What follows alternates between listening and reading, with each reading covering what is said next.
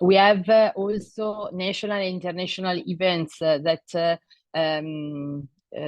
took attention about this theme and about this subject, and about the importance to involve family and different stakeholders on disability and marginality. We believe in a promotion of a culture that takes into account safety for everyone, and in particular enhancement of inclusive cultures and practices in each context. And so we can say that these points are some principal points from where started this project. And it's important to consider that the main object of this label project want to acquire and consolidate the skills that may need in emergency situation brought about by natural disasters of particular relevance and intensity, such as, for example, earthquakes, floods, landslides, avalanches, and fires, and voluntary and or involuntary man-made events, such as, for example, accident. And so this is our topic, principal topic, and the object of this project was to have some tools that can help family, but not also family, also persons with disability, and all the people that work with this person to find a way to help and support these people in some events particularly hard. And so I asked to Paola to continue in present these tools that are the principal output of the project, and we give the floor. I give the floor to Paola. Thank you, Elena, and thank you, everybody, in particular to Dinka and Fuya for the support to organize this great event. And I have the honor and the pleasure to show you and to give you some examples of what we have developed inside the Label project. As my colleague has said to you already, the main goal of the work that we have done together with the Down Syndrome, the International European Down Syndrome Association, and all the rest of our colleagues from different parts of Europe, was to develop different tools that we call outputs in order to support families and individuals with learning difficulties, learning disability, in particular Down syndrome and also autism, in order to be able to manage and to afford a typical disaster that can happen, not only a major disaster like earthquakes or floods, but also small disasters like probably a fire in the house or a fire drill. So what we have done is to develop social stories. I'm sure most of you knows what is a social story, and it is a story that supports people to understand how they should behave during a specific situation. So it's like a book that is written with words and images, but we also develop video modeling, and today we're going to show you some examples of the modeling that we have developed. Plus, we did a collection of tools, dictionary, and a digital library. At the end of today, we can show you, and maybe it can be a good idea to put down into the chat the link to the main website with all the resources. But let's take a step back. I ask you to start to think inside your mind about procedures to be implemented, which kind of procedures you know that can be implemented in the event of an emergency, and what concerns you more. Probably most of you are parents of a person with Down syndrome, or maybe you have a Down syndrome yourself, or you work as a supporter or caregiver of a person with Down syndrome. So I'm pretty sure that you have some concerns imaging a person that you know and you love into a situation of an emergency. And if you think about the distribution of disasters, in particular, this is an example of disasters related to weather. We can see how in Europe between 2001 and 2020, we have a higher risk of flood. And this is absolutely very present in our country, in Italy, but I'm sure that most of the countries in Europe are into the same situation. And we can have the situation of storms or extreme temperature, but also landslides, drought, or wildfire. So inside the project, we're starting to ask which kind of materials we can create in order to support people with learning difficulties and learning disability, intellectual disability, to actually approach an emergency situation in the best way. We have discussed 5 main situations: earthquake, fire, flood, car accident, and the situation when a person is getting lost. So as you can start to see, we choose to use PECs that are augmentative communication images into a specific dictionary that comes from Arasac, that is a public dictionary that can be used to select pictures in order to support communication. We also want to improve some situation dedicated to medical first aid, and we're going to show you some examples, and also understanding if we can collect some useful tools to support people, caregivers, and individuals in order to be able to afford a dramatic emergency situation. Into the website, under the section dedicated to earthquake, you can see some examples of materials. And I would like to show you an example of video modeling that we have developed, and an example of a video that you can show to people you care of, in order to support them to be trained in understanding how they can behave and what they can do and what is suggested to not do during an earthquake situation. I hope the video is working. It should be.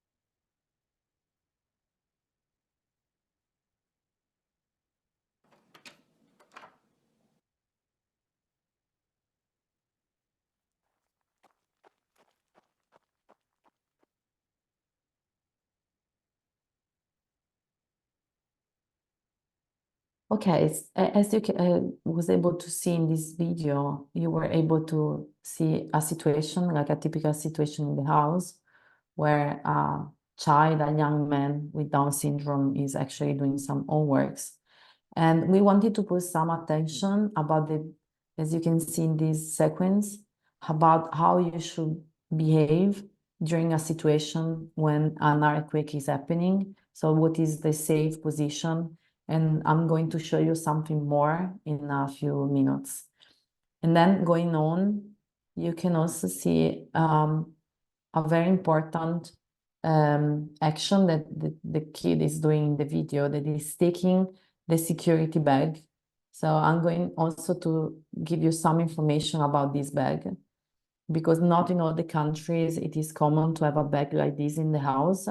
But what we have learned also as Italian team from the Turkish team is that it's absolutely super safe to have a bag like this ready in the house in case of emergency and in case you need to leave your home very fast.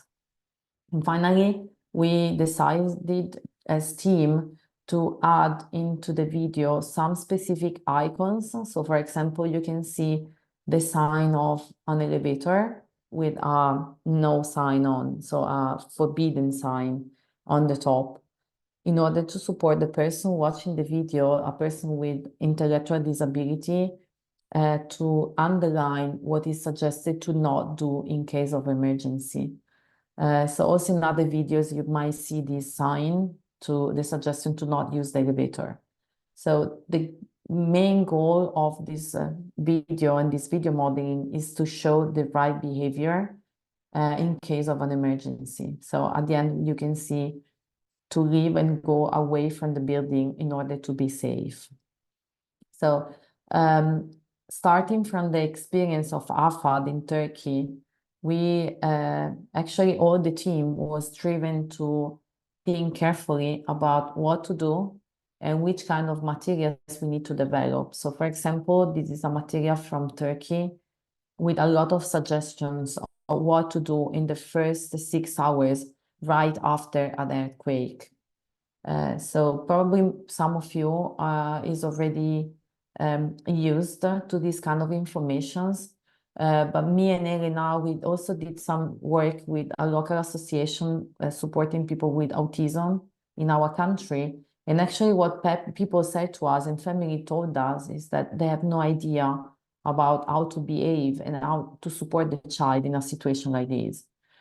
So we absolutely think it's super important to have more awareness and using also easy signs like this one to make people more aware about how to behave.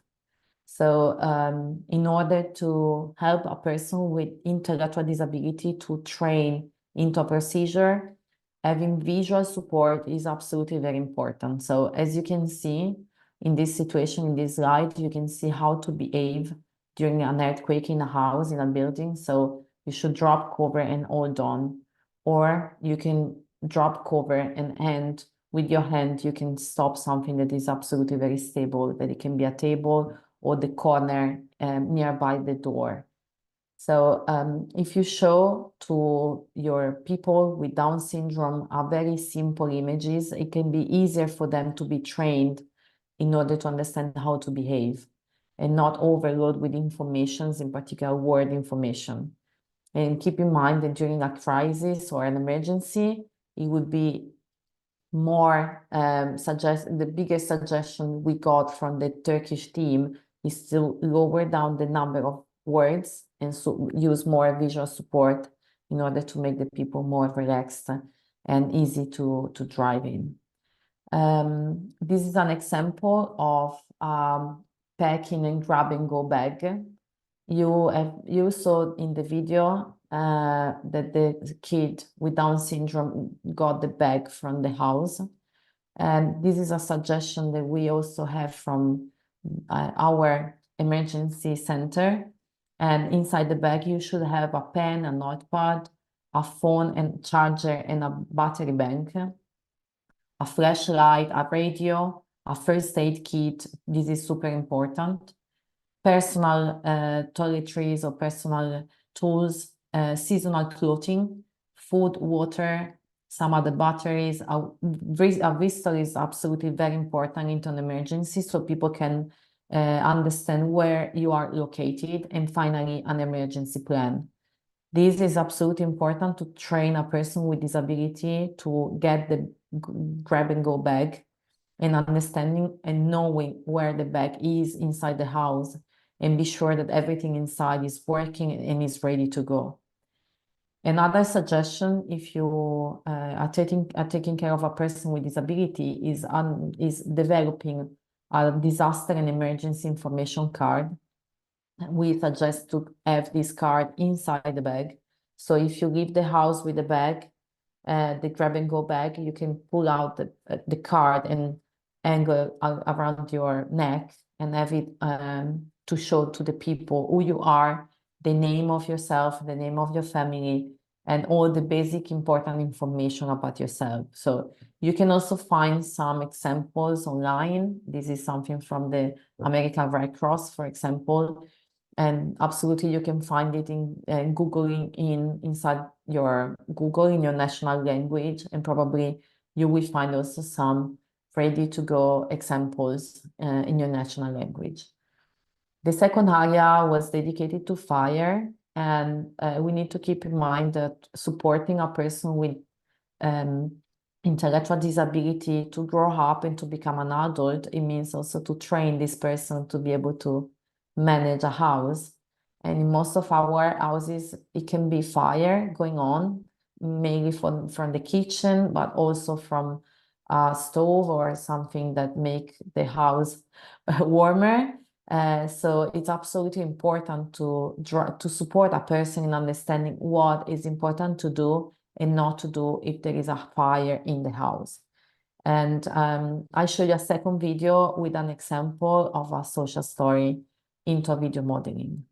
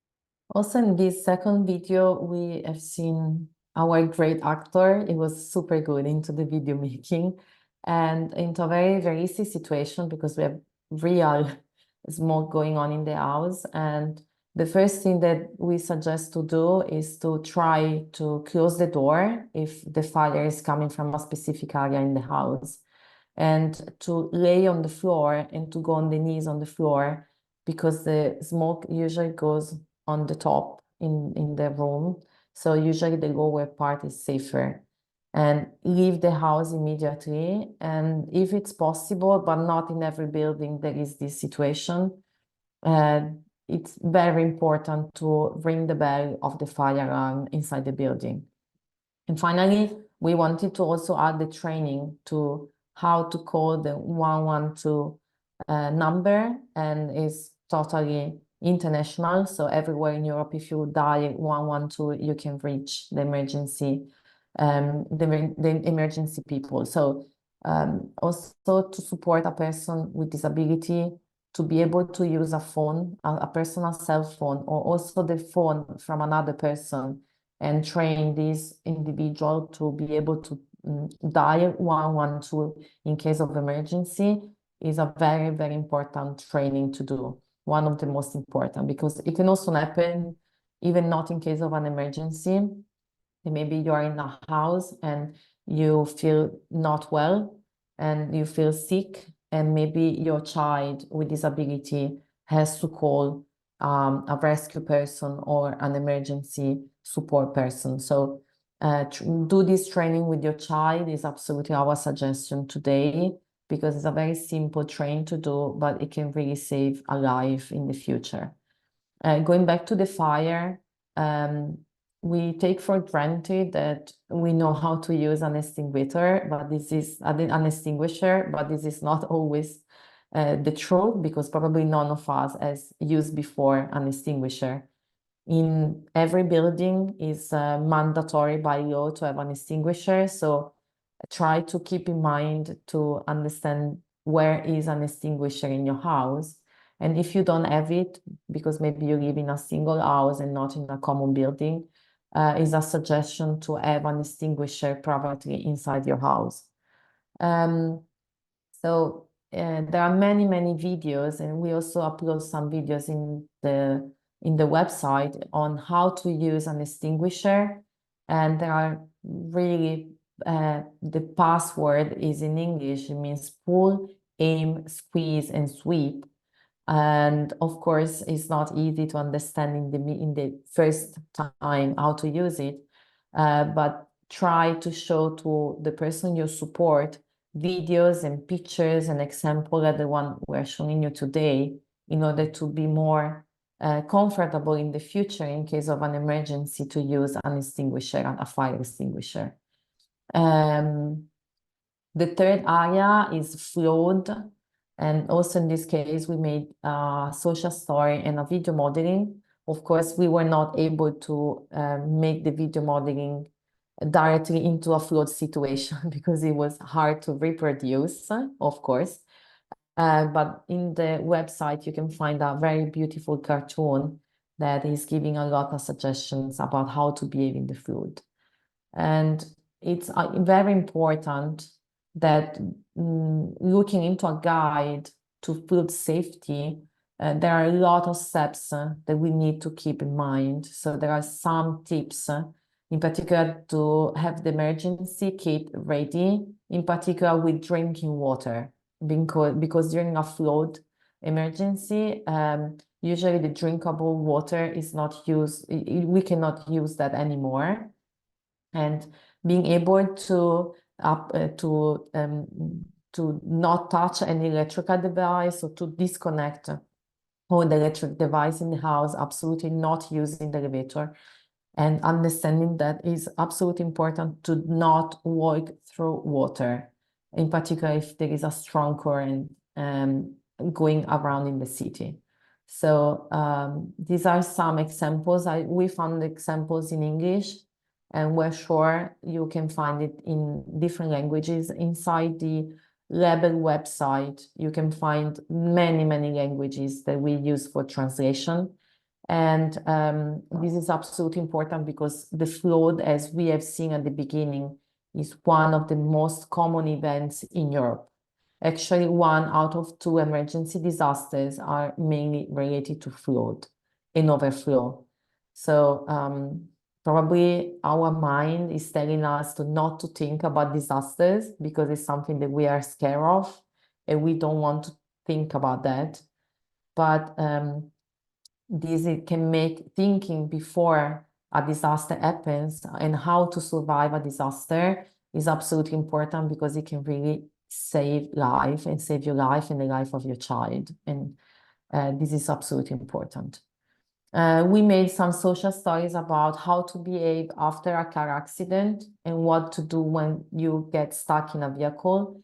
Even though we didn't really find precise indications, because, for example, it is not always suggested to leave a car when you are in a car accident, because it really depends on the street you are in. In Italy, we're facing a lot of accidents and people dying in the street after a car accident because they leave the car and they go into a different accident because they are maybe in a highway.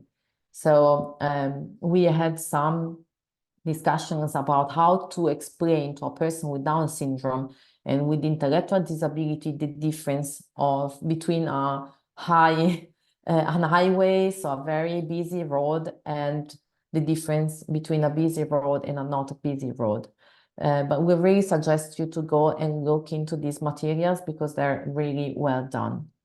And finally, we made some stories and video modeling. We made a lot of materials dedicated to how to behave if you get lost. And this is probably one of the most common emergency situations that a parent must face at least once in life. So absolutely, it's not, let's say, a natural disaster, but it is still an emergency situation. So I'm going to show you a video of an example on how we should behave if you get lost.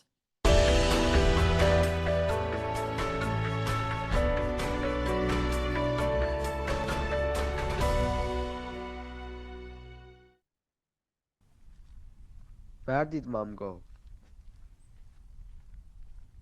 Where am I? I'm lost. This is the hospital. They helped me here.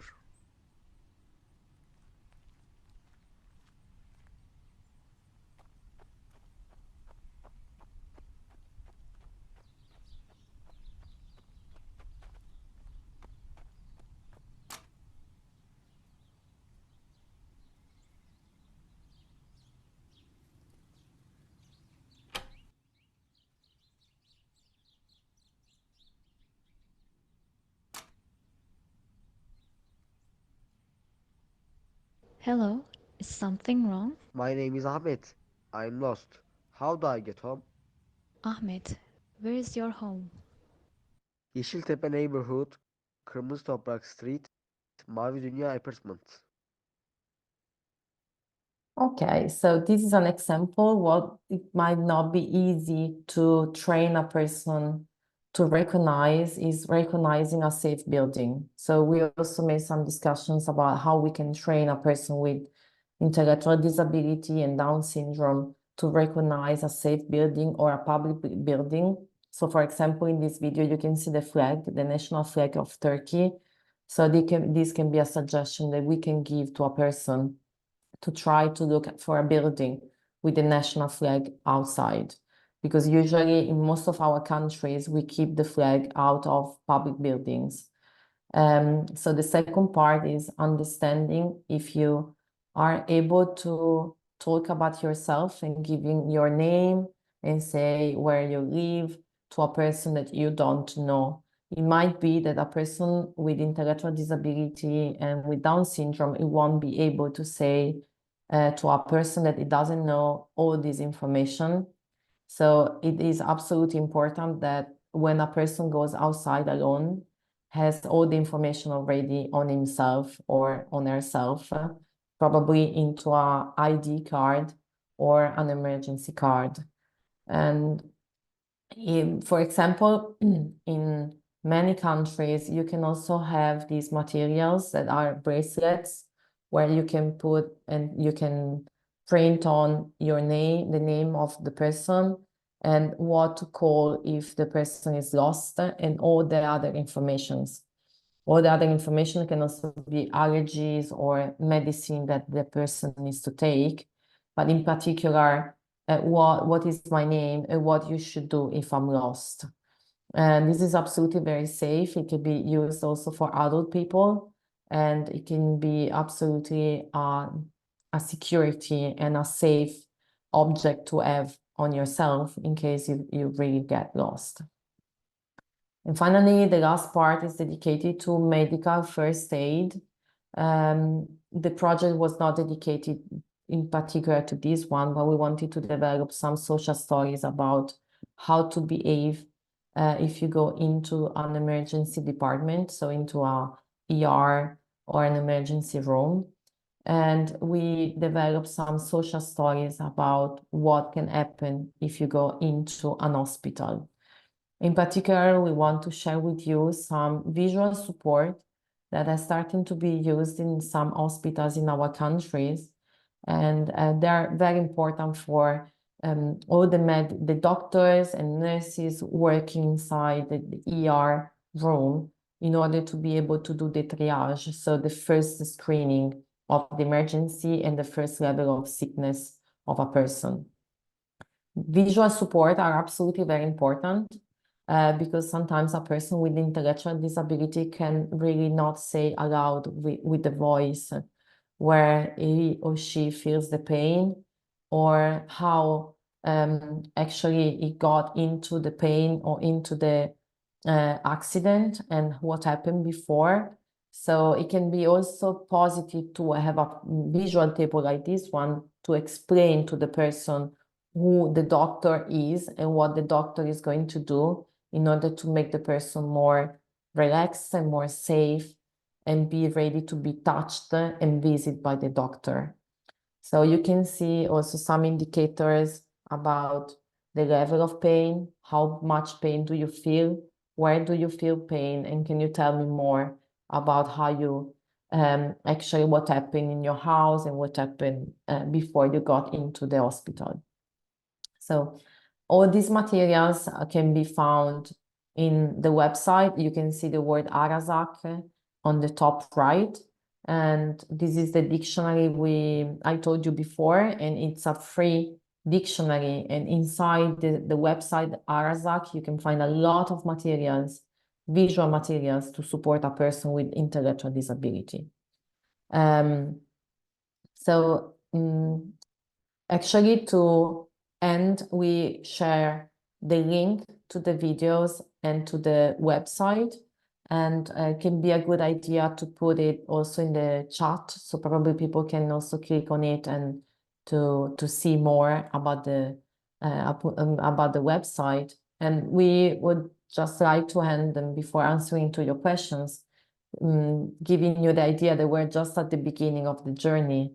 And I give the word to my colleague Elena to end the presentation.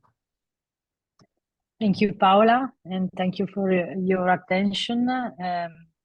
We believe that this project is an important project, not because it's a particular project, but because for promoting a culture of inclusion, we believe to respond to these needs, special needs that are not so clear to all people. And so for promoting a culture, we have to promote awareness in people at school, in the different institution, because only in this way we believe that we can really make inclusion and realize the project of inclusion of all people, nobody behind. So thank you very much to Fulya, to Dinka, to all people that organize this seminar, because it's important to promote this kind of attention, and this is a little bit for grow up this attention from all people. And so if you have some questions, we are here, and thank you so much again. Yeah, Elena and Paola, thanks a lot. Our questions are just start to come. First one, if you go to the Q&A, you will see as well the first question, but I will read because of others. Jacqueline London, she asked, why to hide under table in a case of earthquake? I do not think if it is safe, because the table can break and injure the person. And also she said it was very, very good, great webinar. Thanks a lot, Jacqueline and Paola and Elena. I remember this question. We had a question as well to the AFAD. I would like, before you answer, I would like to say big thank to the AFAD, because they learn us a lot of things. Really, we realize that we don't know, and with their help, we learned a lot. Please, could you answer on this question from Jacqueline? Thanks, Jacqueline. Yes. And thank you for the question. Just keep in mind, we are educators and professors, so we're not expert in security, but mainly on disability and training. And your question was also a question that we put out to our colleagues. And we agree with you. It's not that safe to go under a table. Even though most of the countries in Europe are still training people to go under the table. And I show you the picture of the people going under the table. So it depends on the country. Many countries has different procedures. And if you can actually stay nearby a corner, so I would say below something that is absolutely strong. So it could be the corner nearby a door. So usually it should make a triangle. So we have discussed a lot about this triangle. It's like a safe triangle. But of course, if you can make yourself going away from the building, it would be better. So I don't know if I gave you my answer, but yes, just check inside the country you live what actually it is suggested to do by your CV protection locally. And understanding if there is a safer place in your house where to go in case of an earthquake is absolutely very important. Usually there are some, some part of the house that are made stronger than others, and that is more safe to go there instead of just being at the center of a building or a center of a room. Yeah, I could add to Paula that when we had the first earthquake in Zagreb in Croatia 3 years ago, we did the same. Go and teach our children to go under the table. But after we just started with this project, and when Afat said, no, it's not good to go under the table, just like you, Paula said, go to the strongest part in your house, in your flat. And when we had another earthquake, when we had, it was 6.2, very, very strong, all of us, my son and my husband, we went to the kitchen, where is the really strongest corner in our flat. And just to stay until the earthquake is going on. That could be 20 seconds or 1 minute, or some countries where it's much stronger, it could be even 2 minutes, stayed on that safe place and then go out, not to run during the earthquake. In this film, what Paola showed, it was very important that boy stayed until earthquake is finished. And then he pick up his bag and go out. Yeah, Jacqueline, thanks a lot to you. We don't have at the moment more questions. Dinka, may I say Yes, something? please. Okay. Yes. Also, there are some guides in the website, in the project's website, about how we can give some advices to rescue teams. We should train the rescue teams also to help them how they communicate with the children with developmental delays.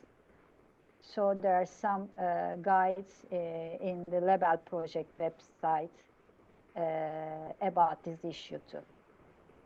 Yeah, thanks, Fulya. We have a question from Camila Skora. It's, does the project include ideas about spreading the instructions to schools, institutes, social homes? Paula, are you going to explain now, please? Okay, yes. Actually, the basic idea of video modeling and social stories were made to be able to be spread in schools, institutes, social homes, but also to be used by the rescue people themselves directly. So we decided to use social stories and video modeling because the literature and the research that we know related to a person with intellectual disability is that this is the best way to train a person has intellectual disability itself. So our suggestion is to try to use these materials in order to be used in schools. They can be used also with children without disability, and this is very important because it can be used also to train people that are not mother language because it's very visual. And so we wanted to develop a material that is absolutely very inclusive and it can reach everybody and not only a person with disability. So in the project, we didn't have the time and the funding to try to use directly in the training these materials in schools. but we know people and teachers and educators, social workers are using this material at the present. So I really welcome everybody. We all welcome everybody to try to use this material in the place where you're living and in the situation you're serving. Thanks, Paula, and thanks, Camila, for question. I would like just to add, on the beginning of the project, we started to searching what or which kind of the material already exists. And we found some documents, some proposals in some countries that is normal to exercise. Doesn't matter, even that country that doesn't have earthquakes maybe in so many years, but we found that some countries they have ready some documents, some proposal what to do in some cases, but in some countries not. But for the person with disability, really we didn't find so many things, and it was very useful that during this project together with AFAD really we prepared all of this what Paula explained and what you could find just to help a person with the Down syndrome and with autism to be more ready in the case if something happened. Normally how situation it is like we saw in Turkey in the worst earthquake, that the main point it is to make build good houses, good buildings, very strong, and work everything according to the law, not to take some disadvantage and not to do on correct way, because that is a very important for everybody, not just for the person with disability.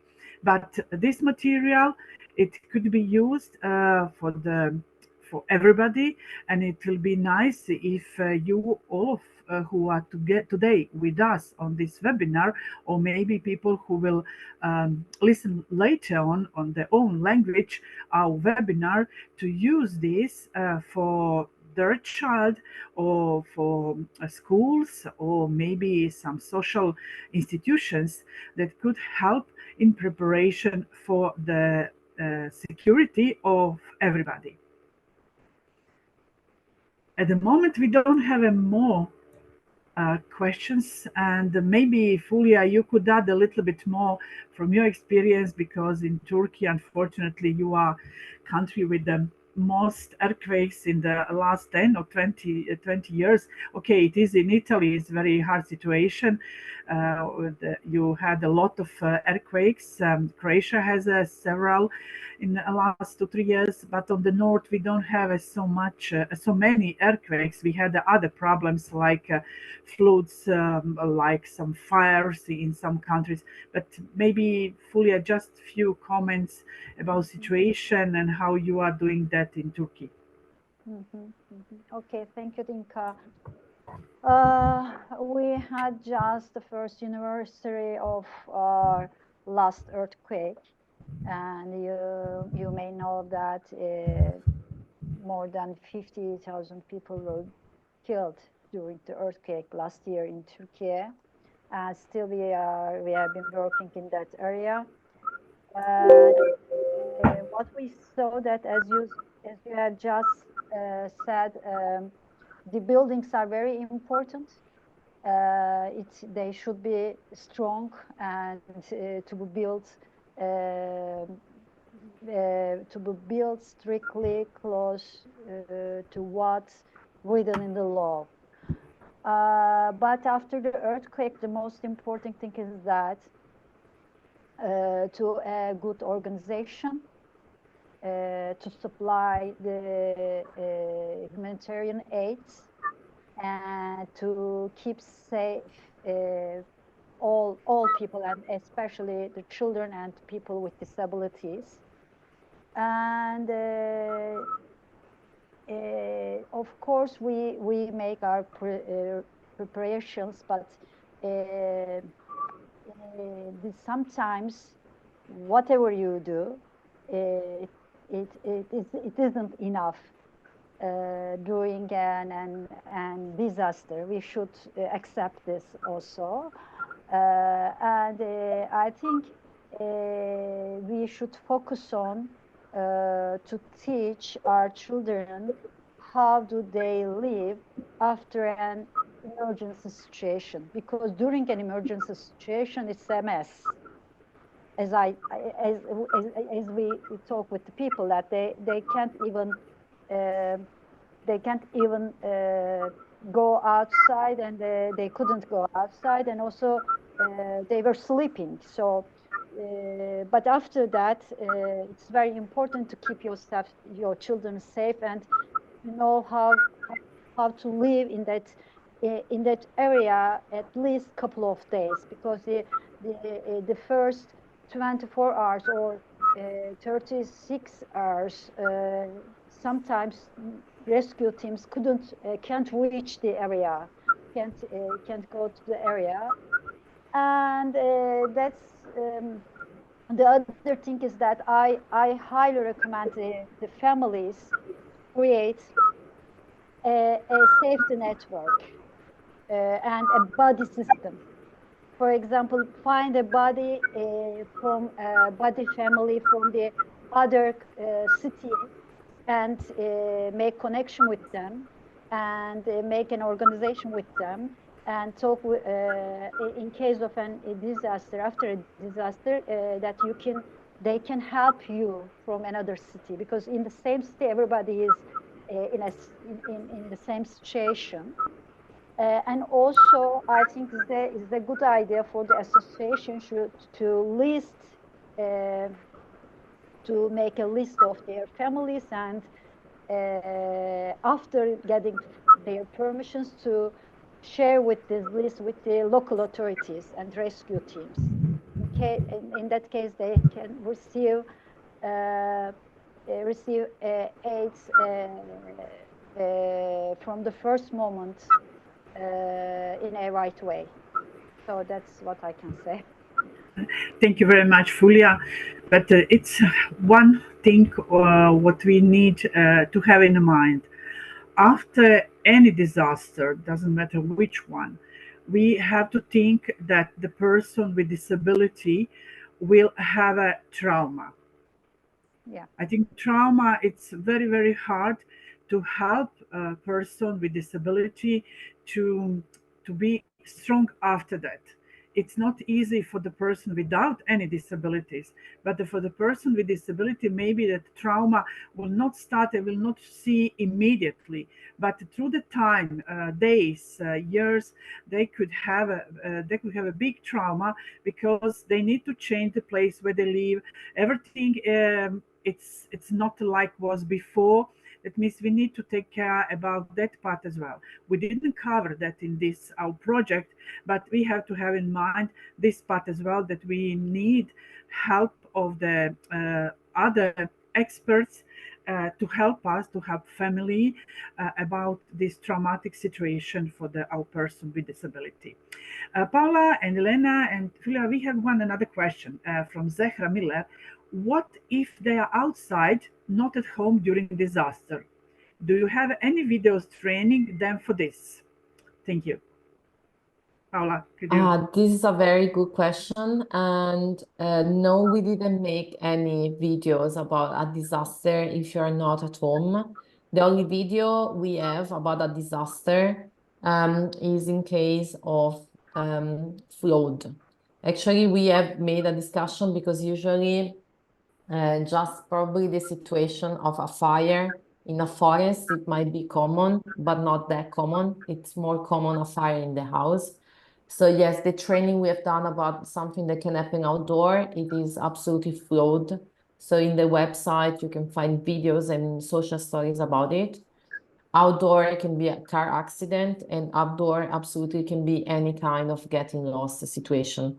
So we also made materials about getting lost, not only in a urban situation, so in a city, but also the example of getting lost in a park, in a wood, or in any kind of landscape you can have around your house. So yes, we have made, the only thing we didn't make is a fire in a forest, because that was a little bit more complex to make, and it could be rare to be in probably you are in the house, you need to leave the house, like in case of an earthquake. Thanks, Paola. Also, I would like to add that we have videos in situation when some strange people are coming to ask you something, to do something towards you, how to react in that case. Like example, if you're alone on the street, or if you are waiting for maybe your family and then somebody come to you and you don't know that person. We have that video as well. Paula, maybe you could add a little bit more. Yes, absolutely. And thank you, Dinka, because that's a very important material that we have made about getting lost. It's not just a getting lost situation, but how you should behave if you have a not good person approaching you. We have also made some discussions about how to recognize a safe person. So how can we train a person with intellectual disability or Down syndrome to recognize somebody that it could be safe to be with, even though we don't know the person. So probably a person with an uniform can be safe, even if we actually don't know 100% that is correct. But recognizing a uniform and recognizing a safe person, it is probably the most hard thing to train, because if you don't know the other person, how can you know if the person is safe or not? So we made some examples in videos, because I mean, I'm a parent myself, and as mother, I could be very worried that my children get along with the wrong person in the street. So understanding how to keep an eye on them and how to train them to be safe is absolutely important, even more with a person with intellectual disability. So I really welcome you to visit the website, because there are a lot of resources inside, and also in different languages, not only in English or in Italian, but in Turkish, in Macedonian, and other languages. So please visit the website, and you will find also more materials than the one that we showed you today, for sure. Yeah, just before Fulvia, you, Paola and Elena, we have from Italy one nice message from Marissa. Molto interessante, grazie per questo progetto. Grazie tu, Marcia, también. Grazie. Okay. Grazie. Fulvia, you would like to say something? Yeah, I want to add something about the outside issue. I may recommend you that you can use that training materials and you can train your child what can do if he or she is outside in other building. They have some routines. They are either in a school or education training center, or in the if they work in the job. So you can make a generalization for that areas, and you can practice that trainings in that areas. And also, you know, that there are meeting point signs in everywhere, and maybe you can show your child meeting points around his environment. For example, meeting points close to school, meeting points close to jobs, and maybe you can talk to meet in that points. If you have some disaster, you can go there, and I'll find you in there, something like that. I'm not sure, but we can discuss that kind of solutions all together. And the other thing is about what you said, Dinka, is very important. I may say that we, as our children have some routines, some they are sometimes they like doing same things every day. They have some routines. So and after disaster, we show that it was very difficult to them to evacuate from the damaged building, and they refuse to go to sheltered places, and they want to stay close to home. And some families say that now we are in tents in our house, and every day we are very afraid, but every day at 10 o'clock we have to go inside the building and make a tour and then go outside.